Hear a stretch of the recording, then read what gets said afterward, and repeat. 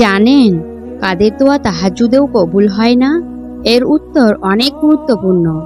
যারা প্রতিদিন তাহাজ্জুদ পড়ে কিন্তু এখনো তাদের দোয়া কবুল হয় না, তারা অবশ্যই ভিডিওটি শেষ পর্যন্ত দেখবেন।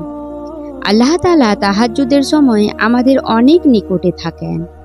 এমনিতেও আল্লাহ সব সময় আমাদের নিকটেই থাকেন, কিন্তু তাহাজ্জুদের ব্যাপারটা একটু অন্যরকম। কারণ এটা সেই সময় যখন আল্লাহ সপ্তম আসমান থেকে প্রথম আসমানে এসে পড়েন। কে আমাকে ডাকে, আমি তার ডাকে সাড়া দেব। কে আমার কাছে কিছু চায়, আমি তাকে তাই দান করব। কে আছে আমার কাছে ক্ষমা প্রার্থী, আমি তার ক্ষমা করে দেব। তাহাজ্জুদকে আল্লাহর পছন্দের ইবাদত বলা হয়। তাহাজ্জুদ পড়া সবার ভাগ্য থাকে না।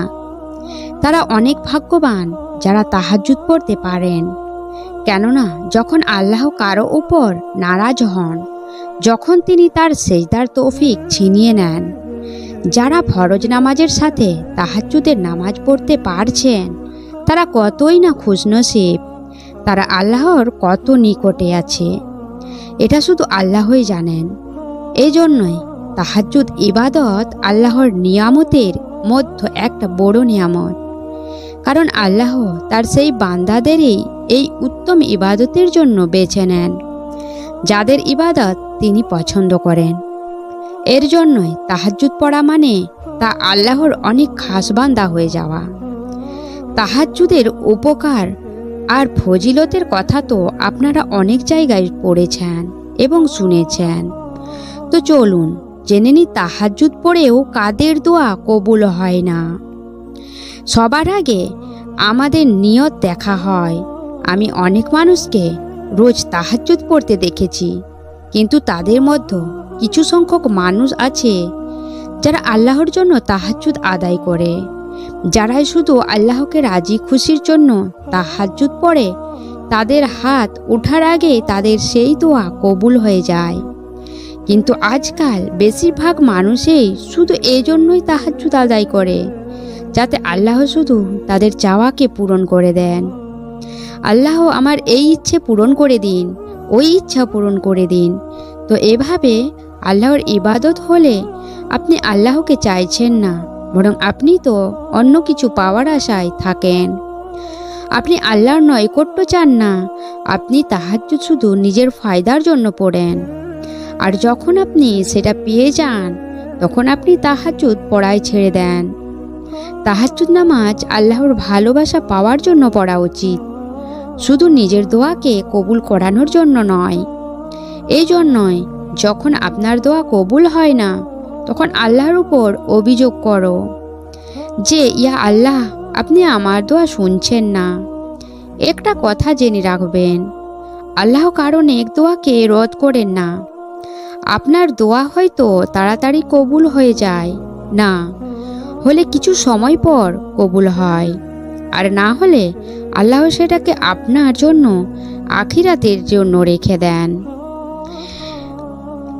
দ্বিতীয় নম্বর, যারা বলে এত দোয়া করেও আমার দোয়া কবুল হচ্ছে না, তো এটা কখনো বলা উচিত নয় যে আমাদের দোয়া কবুল হচ্ছে না। ইচ্ছেটা তো আল্লাহ জানেন, আর আল্লাহ তো আমাদের 70টা মায়ের থেকেও অধিক ভালোবাসেন। দোয়া কবুলিয়তে কখনো তাড়াহুড়ো করতে নাই, কারণ আল্লাহই ভালো জানেন আমাদের দোয়া কখন কবুল হবে, আর সেটা উত্তম হবে। যখন আমাদের দোয়া কবুল হচ্ছে না দেখি, তখন বলে, আল্লাহ তো আমার দোয়াটি কবুল করলেন না, আমার এই ইচ্ছাটা পূরণই করলেন না। আমি তো তাহাজ্জুদে উঠেও চেয়েছি। তো এটাকে অভিযোগ বলা হয়। আর যেখানে যে অভিযোগ থাকে সেখানে কবুলিয়ত হয় না। তাহাজ্জুদের নামাজ বান্দা যাতে আল্লাহর কাছাকাছি আসতে পারে তার জন্য দান করেছেন আল্লাহ। এই জন্যই তাহাজ্জুদের নামাজের নিয়ত শুধু আল্লাহর নৈকট্য হাসিলের জন্য এবং আল্লাহকে রাজি করার জন্যই হওয়া উচিত। আল্লাহ তাআলা যদি রাজি হয়ে যান, তো আপনার সমস্ত চাওয়া পূরণ হয়ে যাবে। তৃতীয় নম্বর, আমি বলছি না যে আপনি তাহাজ্জুদের নামাজে কোনো দোয়াই চাইবেন না বা আপনার দুঃখ কষ্ট আল্লাহর সামনে রাখবে না। আপনি যা চাইছেন সেটা বলুন আল্লাহকে। আপনার দুঃখ কষ্ট সব বলুন আল্লাহকে। কিন্তু কখনো এটা বলবেন না যে আমি প্রতিদিন তাহাজ্জুদে উঠে নামাজ পড়ে দোয়া করি, তবু আমার দোয়া কবুল হয় না। আমি তো আল্লাহর কাছে এত কান্না করে চাইছি, তবু আল্লাহ কবুল কেন করছেন না? এ ধরনের কথাগুলো বলা ভুল। এটা মনে রাখবেন, আল্লাহ আমাদের ইবাদতে আমাদের দোয়ার কোনো প্রয়োজন নেই। আল্লাহর আমাদেরকে নয়, বরং আমাদের আল্লাহকে প্রয়োজন। তাই তাহাজ্জুদে আল্লাহর কাছে আল্লাহকেই চান। বলুন, আল্লাহ, আমি তোমার প্রেমে তাহাজ্জুদ পড়ছি। তোমার প্রেমে আমি আমার নরম বিছানা ছেড়ে তোমার সাক্ষাতের জন্য এসেছি। তোমার ভালোবাসায় ঘুম ভাঙিয়ে এসেছি। তুমি কখনো তোমার ইবাদতের বিনিময়ে কিছু চেও না, কারণ ইবাদত তো শুধু আল্লাহর জন্য হওয়া উচিত, আল্লাহকে রাজি ও খুশি করার জন্য হওয়া উচিত। আর যদি আল্লাহ আপনার রাজি হয়ে যান, তাহলে তো আপনার দোয়া আপনা আপনিই কবুল হয়ে যাবে। তখন কেউ আপনার দোয়াকে কবুলিয়ত থেকে আটকাতে পারবে না। যখন আল্লাহ আপনার, তখন সব কিছুই তো আপনার। যদি আপনি আল্লাহর কাছে কিছু চান আর সেটা আল্লাহ আপনাকে দিয়ে দেন, তাহলে শুকরিয়া আদায় করুন। আর যদি না দেন, তাহলে সবর করুন। এতে আল্লাহর কোনো না কোনো উপকারিতা আছে। আমাদের বারবার এটা বলা যে আমাদের দোয়া তো কবুল হচ্ছে না, বা আমার দোয়া কখনো কবুল হবে, এসব না শুকরিয়া শামিল। আর আল্লাহ না শুকরিয়া একদমই পছন্দ করেন না। আপনি যাই করুন, কুরআন তেলাওয়াত বা জিকির, এগুলো যে কোনো শুধু আল্লাহ তাআলাকে রাজি করার জন্য হয়, আল্লাহর ভালোবাসা লাভ করার জন্য হয়। যেদিন আপনি আল্লাহর ভালোবাসা এবং রাজি খুশি পেয়ে যাবেন, সেদিন আপনি দেখবেন আল্লাহ আপনার সব দোয়া কবুল করে নিয়েছেন।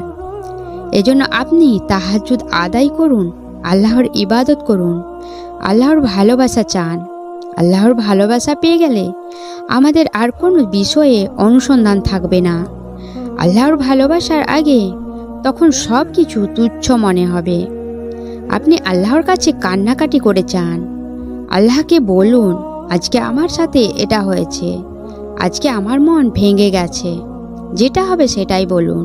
আল্লাহর কাছে তওবা করুন, ইস্তেগফার করুন, এবং মনে রাখবেন আল্লাহ সব সময় কোনো কিছুর পরিবর্তে এর চেয়ে উত্তম কিছু দিয়ে থাকেন।